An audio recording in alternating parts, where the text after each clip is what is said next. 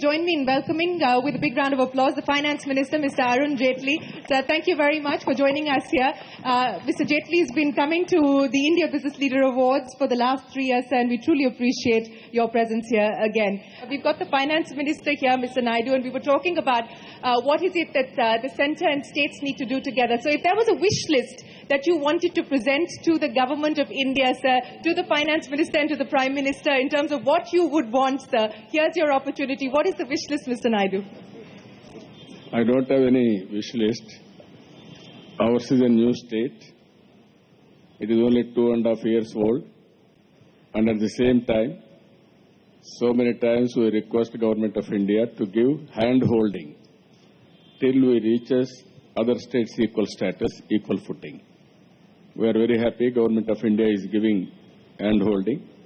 I am confident if they are supporting, we need some more support, but at the end of the day, we will contribute for the national development.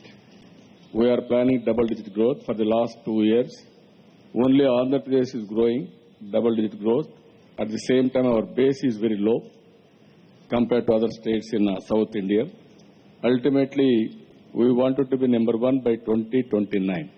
I am confident we will achieve it with the support of the Government of India. Well, that is a great note to thank you for giving us such a clear picture of what the state of Andhra Pradesh wants to achieve. Mr. Sisodia, let me ask you, sir, what does the state of Delhi want to achieve over the next few years? मुझे लगता है हम लोगों ने तो पिछले 2 साल में प्रायोरिटी सेट किए हैं health and education. That's the key sector that Delhi was lacking for, क्योंकि 16 लाख बच्चे हमारे गवर्नमेंट स्कूल्स में पढ़ते हैं और वहाँ एजुकेशन बहुत बुरी हालत में है. We are working on that. Similar thing is with hospital, primary health centers. क्योंकि हम यहाँ बैठ के जहाँ से दिल्ली को देख रहे हैं और यहाँ से 5 किलोमीटर आगे की दिल्ली, इसमें बहुत जमीन आसमान का अंतर है. वो अनऑथराइज कॉलोनी है, वो झुग्गी है.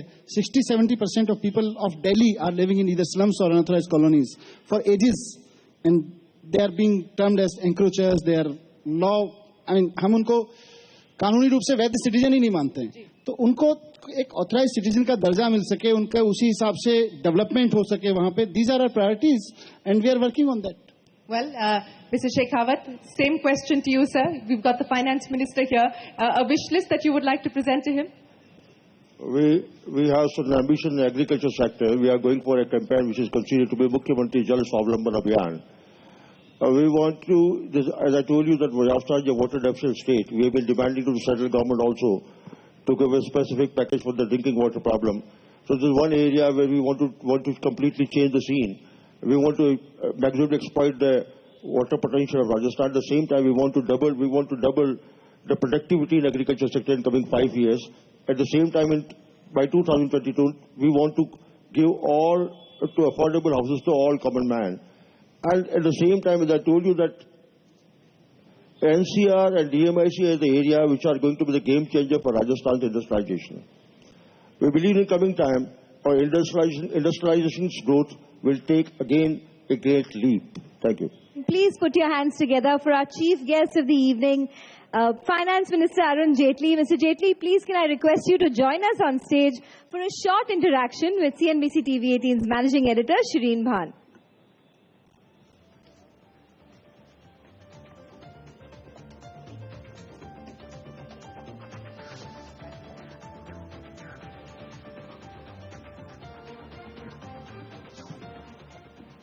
Ladies and gentlemen, once again, please join me in giving a very warm round of applause to Mr. Jaitley, who's managed to get the GST Council to clear the GST bills. And the question that I'm going to start by asking you, sir, is when do we actually see the bills go through Parliament? The expectation was that this week itself. Is it likely to happen tomorrow or next week, sir? Well, I think next week is more likely for the reason that the Council cleared those bills only last weekend, and thereafter there is a long procedure involved. It involves clearing those draft legislations by the cabinet. The legislative department has to do the final corrections. Then the statement of objects and reasons has to be done for each of those legislations, and all that exercise has now been completed in the last 2-3 days. So people have been working almost round the clock. It goes for presidential assent, and I've already given notice, and hopefully one of these days, early next week, it should be introduced in Parliament and then taken up for consideration. So the 1st of July, sir, is that now the rollout date as far as the GST is concerned, given where we are? You see, it looks likely. And why I say it looks likely, because the entire exercise of division of work administratively between the centre and the states has been done. We need to form 9 different regulations. 4 of them have already been approved by the Council. Some marginal changes may be required. The other 5, the drafts are being prepared, and they are going to be circulated to the states. And we are meeting on the 31st, and hopefully those regulations will be approved on the 31st. Those regulations don't require parliamentary approval. They have just to be placed before Parliament. And then there are at least 6 legislations, 5 by the Central Parliament and 1 by each of the state assemblies. So the 5 which are to be, and out of the 5 before Central Parliament, 4 are to be cleared by the GST Council, which they have done. That's the CGST law, Yes. the IGST law, the compensation law, and the UTGST law. Yeah. The 5th one is because consequential changes are required in all our other tariff laws. So that's also been done. That's also been approved by the Cabinet yesterday, the 5th law. So hopefully all 5 should be before Parliament next week. And the 6th law, which again has been approved by the Council, which is the SGST, now will start going before each of the state assemblies. Okay. So the big question, of course, is as far as the fitment of rates is concerned, and that is not going to be a matter that the GST Council will take up when it meets on the 31st of March. By when do you expect that there will be clarity on the rates, sir? Well, after the 31st meeting, our experts who've been assisting the Council will start working on the rate structure. Now, in the first instance, so as not to upset the apple cart, we are following a more logical arithmetical formula. Okay. Which is how much is the central excise a particular commodity is paying, how much is the VAT it is paying, what is the total amount of incidental taxes you pay, and we try and fit you next to the nearest slab. So if, let us say, somebody is paying 5 or 7%, then you get into the 6% slab. Okay. A very large number of items which are of the common man user, food items in particular, will continue to remain in the zero-rated category. Okay. Why we have consciously fixed, despite some ill-informed comment, 2 standard rates of 12 and 18. Yes. That assuming somebody is today paying 10%, now it's possible to fit him into the 12% category. And it's possible to fix somebody paying 13 or 14% into the 12% category. But if from 10% we had suddenly taken them to 17% or 18%, I think that would have been a shock as far as those commodities are concerned. One of the objects is not to increase inflation. There should be no tax on tax. Therefore, the actual eventual amount the consumer is paying must come down. And keeping those facts in mind, I think this exercise will be repeated. The only case will be that those who go into the higher slab, that is the 28% category. Right. Because if you total the number of taxes that some of those commodities are paying, they are today 31, 32, 30%. So they'll be brought down to 28% level. And many of them are no longer, they are technically considered luxury items, but are now being used even by, let's say, the average person. Yes. Which would include a lower middle class. Yes.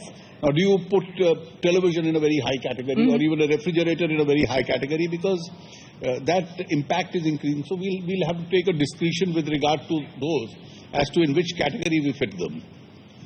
And that's the exercise. So one of the other clarifications perhaps that industry would look forward to is what happens to things like area-based exemptions. Because under the GST regime, you don't want to have a situation where there are exemptions. In fact, you don't want any exemptions at all.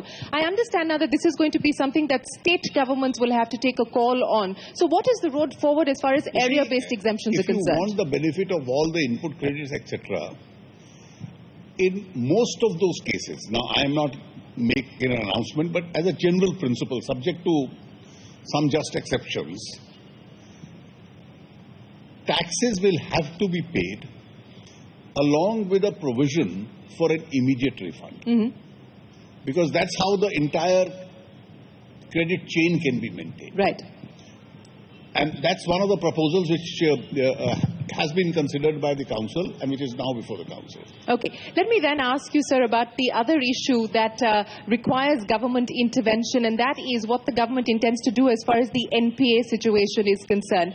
The big worry and the big concern at this point in time is that the banking sector is constrained because of NPAs, which to a large extent is, of course, a legacy issue. But there was a meeting that was held recently. I understand that about the top 50 NPA accounts have been identified. What is the road ahead as far as dealing with the NPA situation is concerned? You see, the amounts are large, but the amounts are restricted. It's not that hundreds and thousands of businesses have created this problem. The problem of big NPAs is confined to essentially 30, 40 or at best 50 companies. And therefore, those 40, 50 accounts need to be resolved. Now, in way of that resolution, several issues come up. People have, either somebody has, you have to find a buyer, you have to find a strategic partner, and therefore find a solution. And if people are slow at doing so, thinking that the system is somewhat helpless, then the system will have to bring in other instruments which are available before it. What instruments, sir? Well, I think you wait for a few hours or a few days. For a few hours? So is there an announcement coming on NPAs in a few hours, sir? Not in a few hours, but you wait for the next couple of days. There is some policy decision between the RBI and the government which we've taken, which we will implement, which will certainly have to put the adequate pressure on people to settle. And if you look at the whole structure, there are enough instruments available for settlement as far as the banking system is concerned, the RBI circulars. You have different legislations where action can be taken. So is this extending the scope of the oversight committee, sir? I mean, the S4A route, etc., has already been available for the Reserve Bank of India. So I think you probably may have to go beyond that. We'll have to go beyond that, but it's not a bad bank or a super ARC that we're talking about. I'll let you keep you guessing.